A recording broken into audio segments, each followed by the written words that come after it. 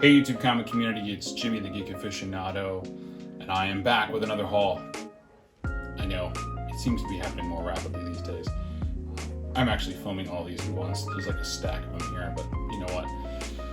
If I can power through it with the help of Green Lantern, I think it's gonna be okay.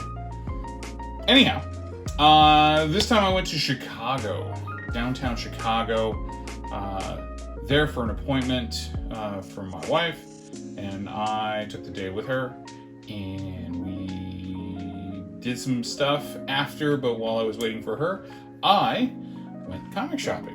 What a surprise, I know. You guys are telling yourselves, Jim, you really went comic shopping? No way. Anyhow, first place I stopped off at was a local conglomerate called Graham Crackers Comics, and they had this copy of The 10th Evil's Child number 3 that I was missing. If you're not familiar with The 10th, it's an early Tony Daniels property, and his work in this is fabulous. It's from the 90s, but I still am missing a number of issues and variants that I'm still trying to track down. But I'll get them eventually, one at a time, and be able to finish the stories and such. But anyway, very cool book, mostly about a monster and those two girls in the front. Though the monster's not the short guy in the center. He's just, some dude. But anyhow, so that was the only thing that they had at that store that was any of interest to me. Normally they have a lot better stuff, but, with the pandemic and everything, they were selling through different sales channels. So left there and went to another store called First Aid Comics over by the university. There's two stores. There's one farther south near the lake, but this is the one out by the university. And I found this, which was really, really, really impressive because I've never seen these out in the wild.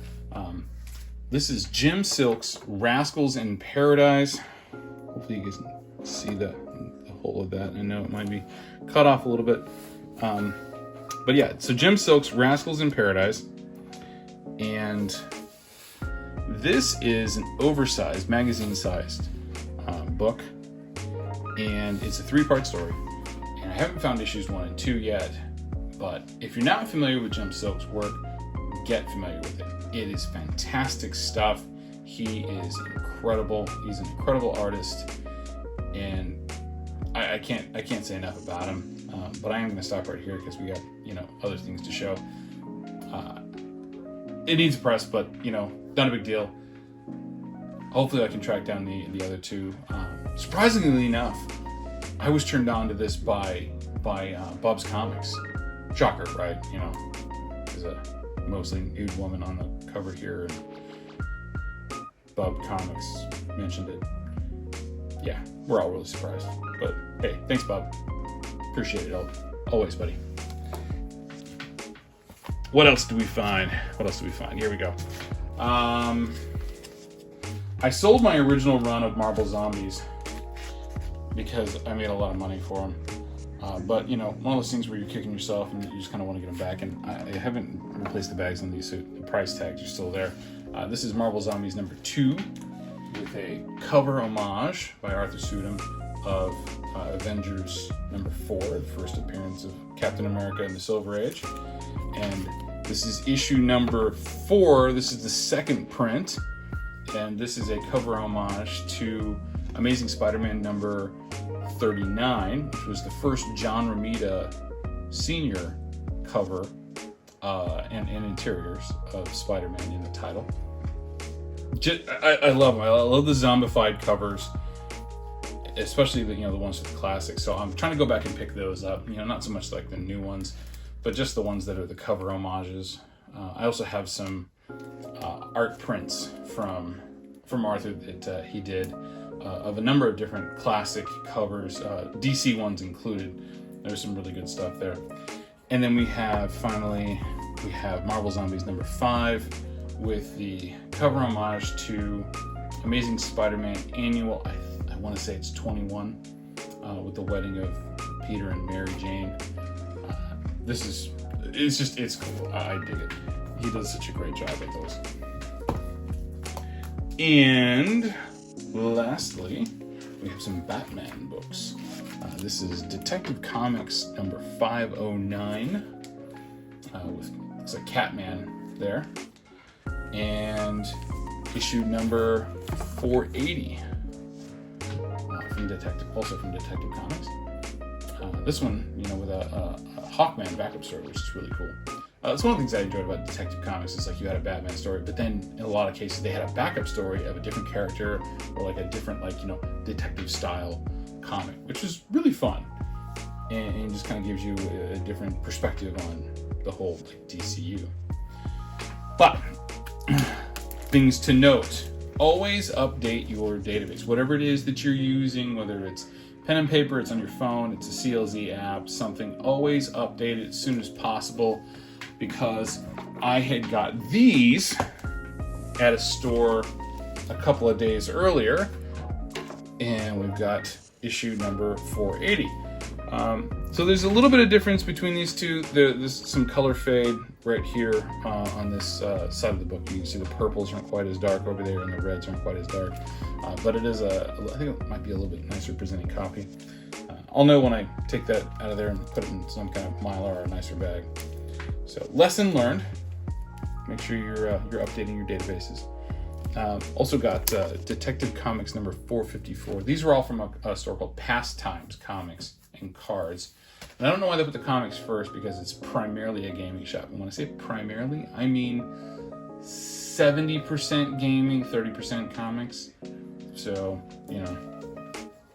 call it what you will. But they had these, and they had issue number 447 with the Creeper. And I'm 3 issues closer to getting my copper and bronze Detective and Batman completed. So very happy with that. And then this is a character that's gotten some recent popularity. And I'm already a big fan of jungle style covers, jungle comics, like especially the Golden Age stuff. But these are even more special because these were done by, this first one was done by a modern master. This is Shanna the She-Devil, issue number 2 by Jim Steranko. And these are super cool.